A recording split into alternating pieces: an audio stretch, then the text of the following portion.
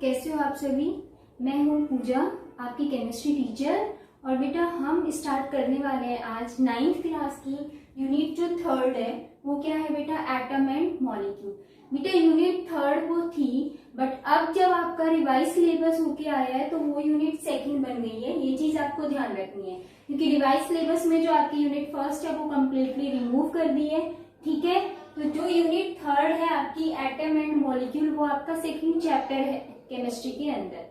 ठीक है, तो अभी हम डिस्कस करेंगे कि एटम क्या होते हैं। फर्स्टली देखो बेटा, एटम जो होते हैं, एक डाल्टन साइंटिस्ट थे, उन्होंने ये कहा था कि जो एटम है वो इंडिविजुअल पार्टिकल होता है, या हम कहें कि कोई भी जो मैटर होता है वो स्मॉलेस्ट पार्टिकल से मिलके बना हुआ होता है, उसको हम क्या बोल सकते हैं, एटम।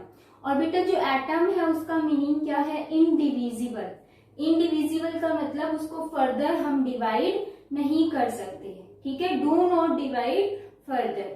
तो आपको ये चीज ध्यान रखनी है कि एटम जो होता है या तो टीनी बोल सकते हो या स्मॉलेस्ट पार्टिकल होता है जो कि इंडिविजिबल होता है। इंडिविजिबल का मतलब डू नॉट ब्रेक डाउन, या हम कहें कि do not divided into some atomic particle. ठीक है, तो एटम्स जो है वो डिवाइड नहीं होता है। ये अभी किसने बताया था बेटा, जॉन डाल्टन साइंटिस्ट थे उन्होंने। बट आगे जब डिस्कवरी हुई, आगे और फर्दर क्या हुआ, इस पे स्टडी हुई, तो एटम डिवाइड हो सकता है, तो वो हम आगे डिस्कस करेंगे।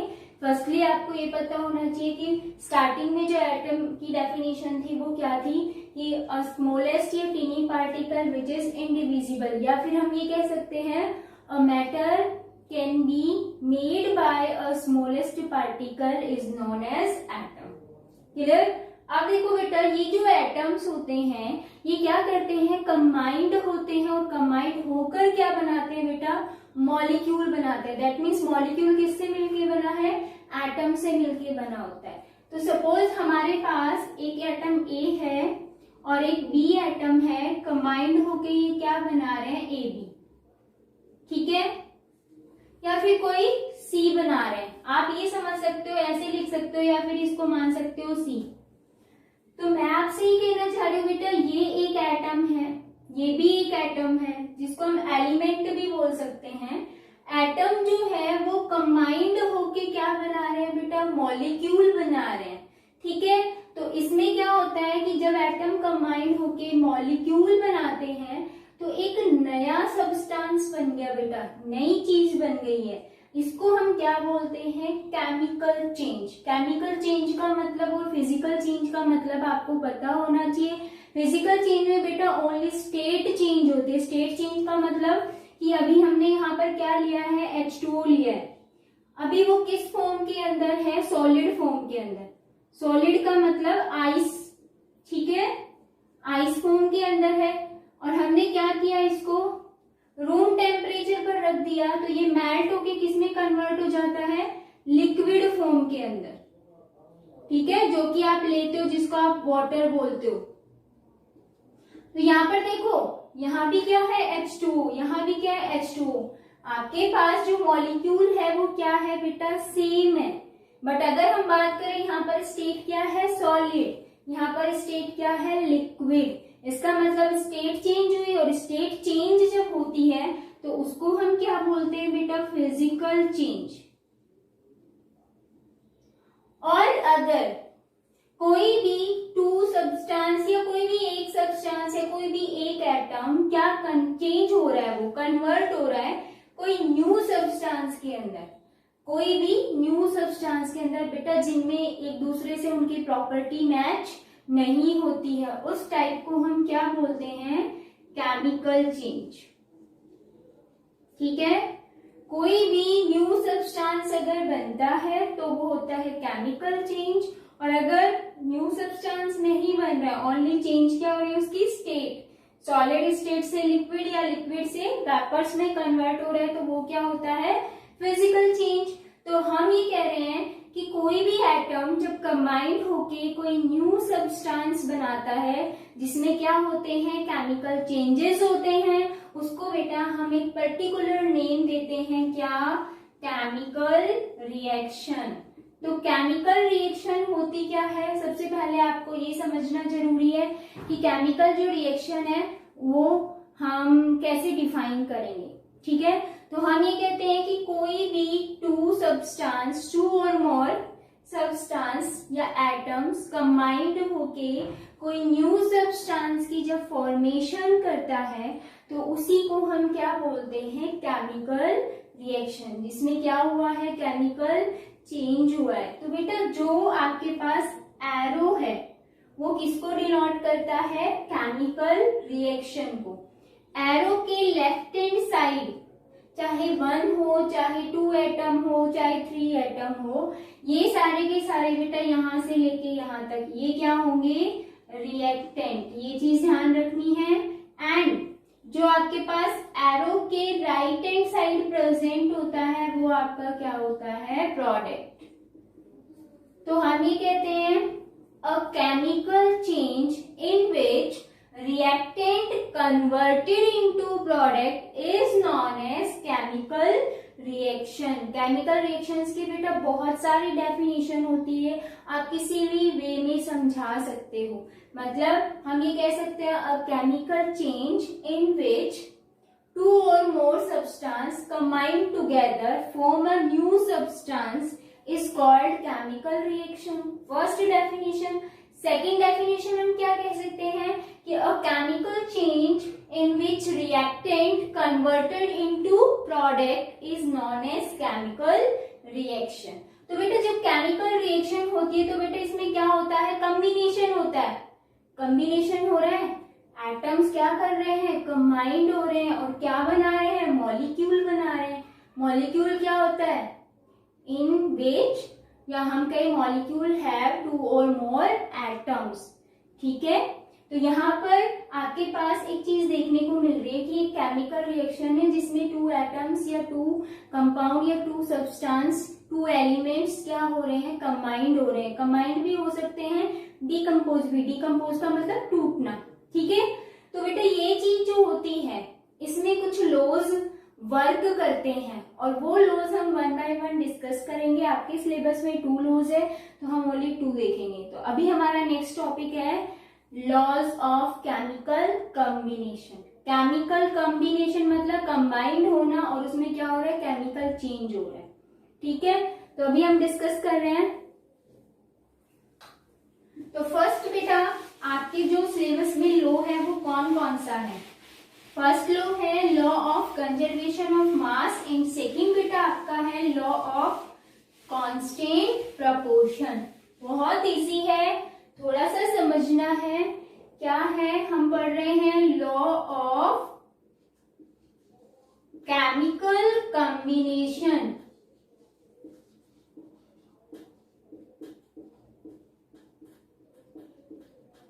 केमिकली चेंज हो रहा है जब कोई भी 2 और मोर एटम कंबाइंड हो रहे हैं। तो हम केमिकल कॉम्बिनेशन में फर्स्ट लॉ देखेंगे, लॉ ऑफ कंजर्वेशन ऑफ मास।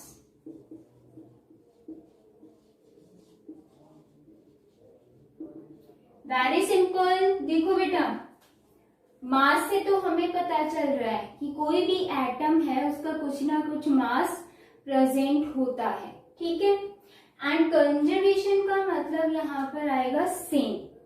ठीक है, इस मीनिंग का मतलब क्या रहेगा, सेम, और ये है आपका मास। तो बेटा इसमें क्या कहता है, ये लॉ किसने दिया था और उसका स्टेटमेंट क्या था, ये आपको ध्यान रखना है। तो बेटा ये जो लॉ था वो दिया था एंटोनी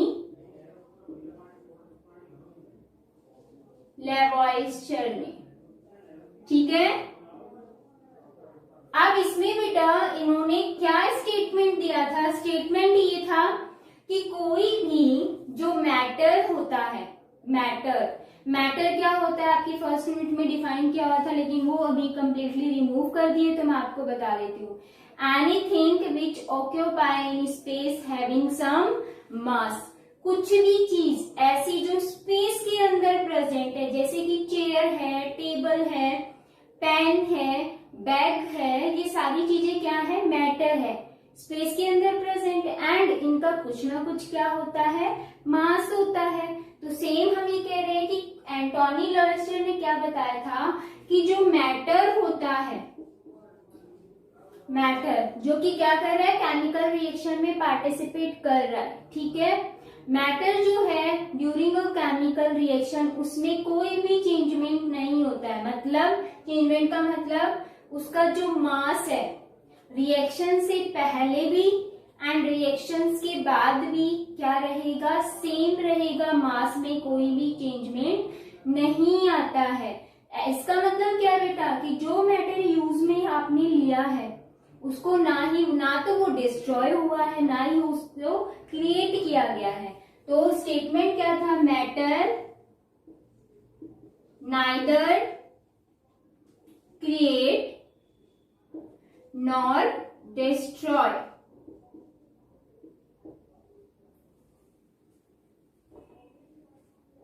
ड्यूरिंग अ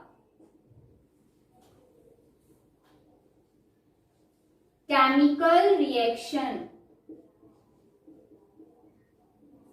इसका मतलब है क्या बेटा, इसका मतलब ये है कि जो मास था किसका, रिएक्टेंट का, mass of reactant is equal to the mass of product. Clear है, mass of the reactant is equal to the mass of product. बेटा एक चीज ये ध्यान रखना है आपको कि लॉइस्टर ने ये बताया था कि मैटर को ना ही हम क्रिएट कर रहे हैं ना ही हम डिस्ट्रॉय कर रहे हैं। इसका मतलब है क्या, इसका मतलब ये है कि reaction, after the reaction and before the reaction जो मैटर है वो एज इट इज है, ठीक है। उनमें केमिकल चेंज हुआ है बट उनका जो मास होगा वो क्या रहेगा, सेम रहेगा। रिएक्टेंट का मास हमेशा प्रोडक्ट के मास के इक्वल रहता है। अब आपको एक एग्जांपल देके मैं एक्सप्लेन करूंगी, पहले ये अच्छे से इसका स्क्रीनशॉट ले लीजिए। चलो नेक्स्ट हम देखते हैं इसका एग्जांपल। एग्जांपल क्या है, देखो ये पॉइंट हम रखते हैं अपने पास, mass of reactant, mass of product. तो बेटा law of conservation of mass में आपको मैंने एग्जांपल दिया कि कैल्शियम कार्बोनेट है, इसका नाम होता है सी, सिंबल होता है कैल्शियम का, कार्बन का सिंबल होता है सी, ऑक्सीजन का सिंबल होता है O। इसका पूरा नाम होता है बेटा कैल्शियम कार्बोनेट, ठीक है, CaCO3। मैंने क्या किया, इसको हीट किया एंड हीट जब किया तो ये ब्रेक डाउन हो जाता है, calcium oxide plus CO2।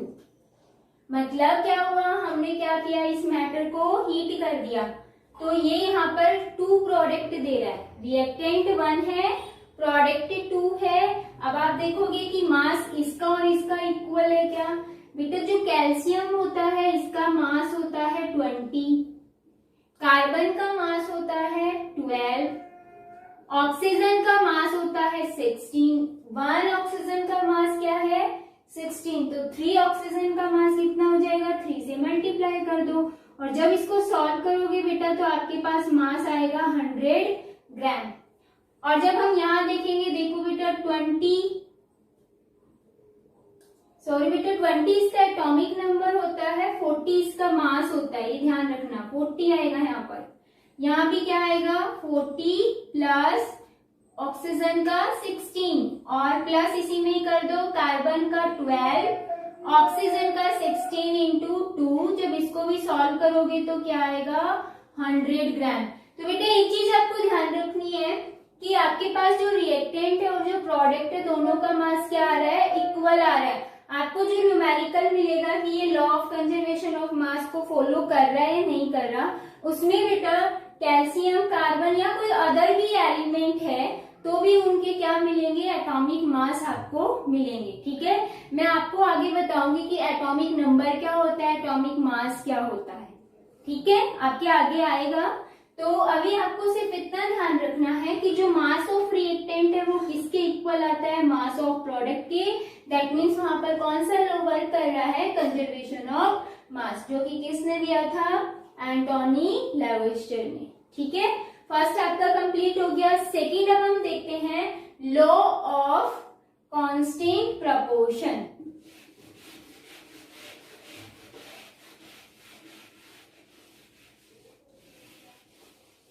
Second law है आपका law of constant proportion.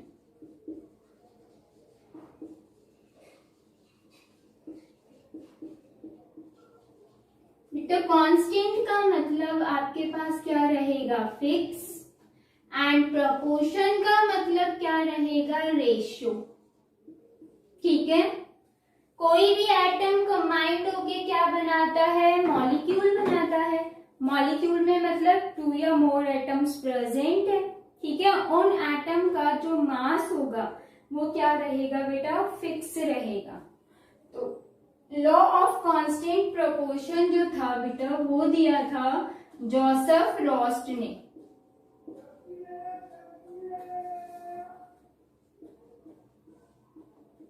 Joseph रॉस्ट ने इसको दिया था, और इसको सिर्फ इतना ध्यान रखना है कि सेम एलिमेंट, इनका स्टेटमेंट क्या था, same element of an compound having same proportion by mass of इन कंपाउंड भी आ सकता है, ऑफ इन मॉलिक्यूल भी आ सकता है। ठीक है, तो बेटा जो आपके पास एलिमेंट होंगे उनका प्रपोर्शन हमेशा बाय द मास क्या रहेगा, सेम रहेगा। अब इस चीज को आप कैसे समझोगे, जैसे मैंने आपको एग्जांपल दिया H2O, इसमें देखो हाइड्रोजन है और क्या है, ऑक्सीजन। ये क्या हम रेशो का सिंबल लगाते हैं। अब हमें हाइड्रोजन और ऑक्सीजन का रेशो देखना है। ठीक है, तो हाइड्रोजन देखो बेटा, हाइड्रोजन का जो मास होता है वो क्या होता है, 1, ये 1 है, बट हाइड्रोजन यहाँ पर कितनी है, 2, हमने 2 से मल्टीप्लाई कर दिया। रेशो ऑक्सीजन का मास होता है बेटा 16, क्लियर है। तो आपके पास हाइड्रोजन एंड ऑक्सीजन का रेशो क्या आएगा, 2:16। अगर हम इसको सिंप्लीफाई करते हैं तो सिंप्लीफाई करो, यहाँ पर 2 से कैंसिल आउट हो रही है दोनों चीजें, तो हम लिख सकते हैं हाइड्रोजन एंड ऑक्सीजन का रेशो क्या आया, 1:8। हमेशा याद रखना है बेटा, H2O के अंदर, H2O चाहे सॉलिड स्टेट में हो, चाहे लिक्विड में हो, चाहे वेपर्स में हो, या किसी भी केमिकल रिएक्शन में वो एज अ रिएक्टेंट वर्क कर रहा हो, चाहे एज अ प्रोडक्ट वर्क कर रहा हो, उसमें हमेशा हाइड्रोजन और ऑक्सीजन का जो रेशियो है बाय मास क्या आएगा, 1:8 फिक्स रहेगा। ये नहीं है सॉलिड में चेंज हो गया, वेपर में चेंज हो गया, हमेशा क्या रहेगा, सेम रहेगा। ये लो है बेटा law of constant proportion. Clear है, तो आपको ये चीज ध्यान रखनी है। मैं इसमें आपको एक और एग्जांपल देती हूँ ताकि और क्लियर हो जाए। तो मास आपको याद रखने पड़ेंगे, मैं पूरी टेबल लिखवा दूंगी आपको, एटॉमिक नंबर की भी और एटॉमिक मास की भी, अभी नेक्स्ट हम डिस्कस करेंगे बाद में। तो इसमें एक और एग्जाम्पल देखो बेटा, क्या है आपके पास एग्जाम्पल है कार्बन, ऑक्सीजन और 2। इसको क्या बोलते हैं, कार्बन डाइऑक्साइड, CO2। अब हमें इसमें देखो कार्बन और ऑक्सीजन का रेशियो देखना है। कार्बन का मास कितना होता है बेटा, 12। ऑक्सीजन का मास कितना होता है, 16। 1 ऑक्सीजन का 16 होता है, बट यहाँ ऑक्सीजन कितनी है, 2 से मल्टीप्लाई करोगे क्या आएगा, 12:32। ये कैंसिल आउट हो सकता है, 4 की टेबल में दोनों आता है ना, तो 4 से कट करोगे तो यहाँ क्या आ जाएगा, 3। 4 से कट करके देखो, ठीक है, और यहाँ पर क्या आएगा, 8। क्लियर है, 4 3 12, 4 8 32। रेशियो क्या आया बेटा, 3:8। क्लियर है, कार्बन डाइऑक्साइड में कार्बन और ऑक्सीजन का जो रेशियो है बाय द मास हमेशा क्या रहेगा, 3:8। चाहे वो एज अ रिएक्टेंट वर्क करे, चाहे वो एज अ प्रोडक्ट वर्क करे। ये क्लियर है। तो बेटा आपके ये टॉपिक कंप्लीट हो गया है, लॉ ऑफ केमिकल कॉम्बिनेशन। कल हम न्यू टॉपिक डिस्कस करेंगे एटम के बारे में, कि एटम की स्मॉलेस्ट पार्टिकल क्या क्यों है, एंड उसके बारे में कुछ जो थ्योरीज आई थी वो डिस्कस करेंगे। ठीक है बेटा, कल मिलते हैं न्यू टॉपिक के साथ। Take care.